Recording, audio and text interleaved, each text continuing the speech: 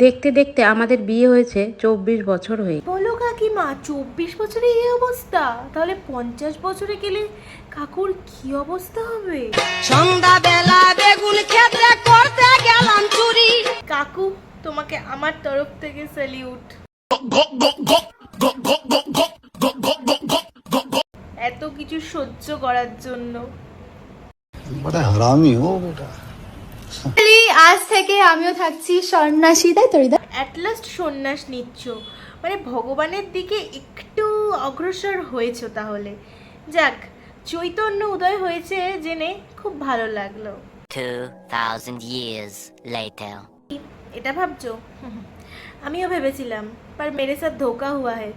তারপর দেখি এটা সন্ন্যাসী থাকা dress unboxing. Welcome to part 2। সন্ন্যাসীতে নেমেছে ঠিক আছে, কিন্তু সেখানেও কি কি জামা পরবে সেটারও একটা আনবক্সিং ভিডিও ভাবা যায়।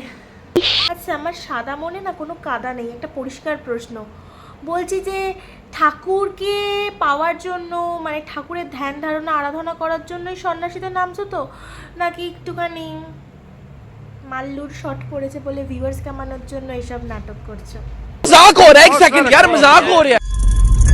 আমরা এতদিন ধরে জানতাম যে মানুষ কন্টেন্টের জন্য সবকিছু করতে পারে, কিন্তু এরা তো ভগবানকেই নিজের কন্টেন্ট বানিয়ে নিয়েছে। शर्म करो, भगवान से डरो, भोसड़ी वालों, भगवान से डरो।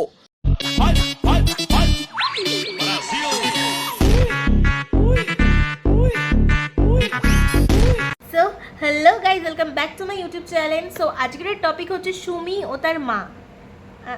ও আচ্ছা, বুঝতে পারছো না? আচ্ছা ঠিক আছে। সো আজকের টপিক হলো সুমি ও তার হেলিকপ্টার মা। হেলিকপ্টার হেলিকপ্টার हेलीकॉप्टर हेलीकॉप्टर আস্তে আস্তে কাকিমা, এবার তো উড়ে বেরিয়েই যাবে জানলা দিয়ে।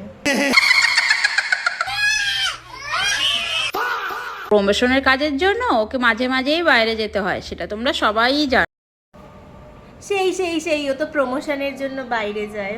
সেই সেই বলেছে আমরা হোটেলে আমি শুনি পিড়ি চলো গিয়ে খাওয়া দাওয়া করি। এই কি কি কি একটা শুনলাম, রিপিট।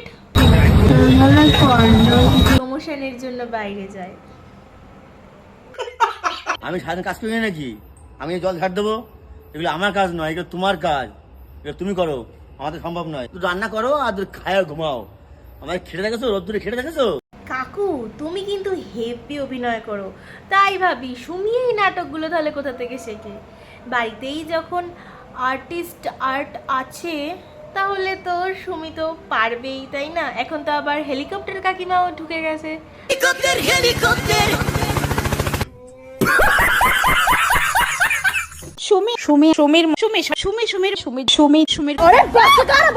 চুপ করো, এবার তো গলা দিয়ে রক্তই বেরিয়ে যাবে তোমার। সারাক্ষণ সুমি সুমি সুমি সুমি, আরে হ্যাট। कंट्रोल। আর আমি এই শাড়িটা, এই ব্লাউজটা আমি পরছি। এই এক সেকেন্ড পিছনে দেখো। আরে হেলিকপ্টার কাকিমা, তুমি তোমার মেয়েকে শাড়ি পরাচ্ছ ওই ভেড়ার সামনে? যদিও বা যদি এটা অফ ক্যামেরা হতো তাও মানতাম, অন ক্যামেরা হয়ে এইসব করতে লজ্জা করছে না তোমার? ওহো, সরি সরি সরি, লজ্জা কি করে করবে? এটা তো আগাগোড়ারই অভ্যাস।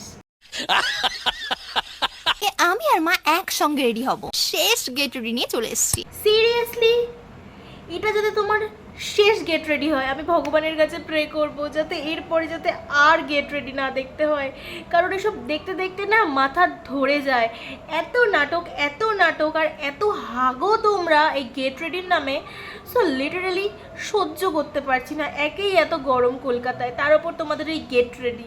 একদিন পরে আজকে গেট রেডি নিয়ে চলে আসলাম। দূর বাড়া। कंट्रोल। ও দেখেছো তো, তোমাদের জন্য সেই সন্ন্যাসের ঘটনাটাই তো ভুলে গেলাম। চলো এবার একটু দেখে নেওয়া যাক আমাদের সন্ন্যাসীরা কি বলছে।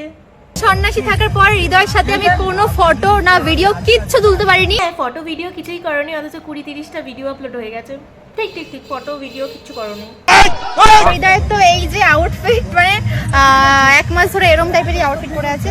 আমি যতদূর জেনেছি যে সন্ন্যাসীতে নামলে অন্তত একটা জামাই পরে থাকতে হয়, চুল আঁচড়ানো যায় না, কিচ্ছু করা যায় না, ড্রেস চেঞ্জ করা যায় না। সাবান অবধি দেওয়া যায় না মাথায়, কিন্তু তুমি তো আলাদাই লেভেলের সন্ন্যাসী ভাই। অ্যাটলিস্ট ভগবানকে নিয়ে অন্তত ছেলে খেলা করিস না, ভিউয়ার্সের লোভে অন্তত ভগবানকে এতটা অপমান করিস না। ভোলেনাথ যখন তোর ওপর রেগে যাবে না, তুই ভাবতে পারছিস না তোর পিছনে কি হবে।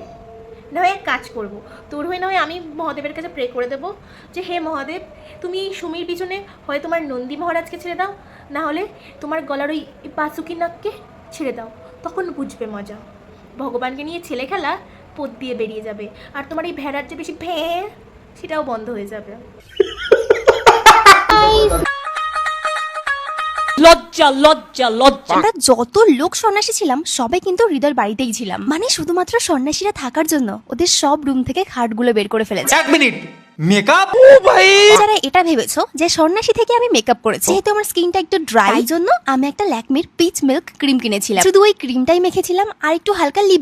এইটুকুতেই থেমে গেলে কেন? আর যা যা আছে ব্লাশ, ফাউন্ডেশন, সেগুলোও লাগিয়ে নাও। সিরিয়াসলি এখনও সময় আছে নিজেকে চেঞ্জ করে নেওয়ার, নিজেকে ঠিক করে নেওয়ার। ভগবানের কাছে ক্ষমা চা যে সন্ন্যাস নেওয়ার নাম করে তোরা এইসব ভণ্ডামি করছিস, সব নাটক করছিস সামান্য ভিউয়ার্স আর একটু কিছু টাকার জন্য। লজ্জা করে না তোদের? হ্যাঁ, ভগবানকে অপমান করতে ছাড়ছিস না। সো যাই হোক, এই ছোটো লোকদের ভিডিও এখানেই এন্ড করলাম। তোমাদের যদি ভিডিও ভালো লেগে থাকে তাহলে অবশ্যই লাইক, শেয়ার, সাবস্ক্রাইব করতে একদম ভুলবে না। তো এখনকার মতন এখানেই এন্ড করলাম, তো দেখা হবে তোমাদের সাথে অন্য কোনো ভিডিওতে। তো বাই বাই, গুড নাইট।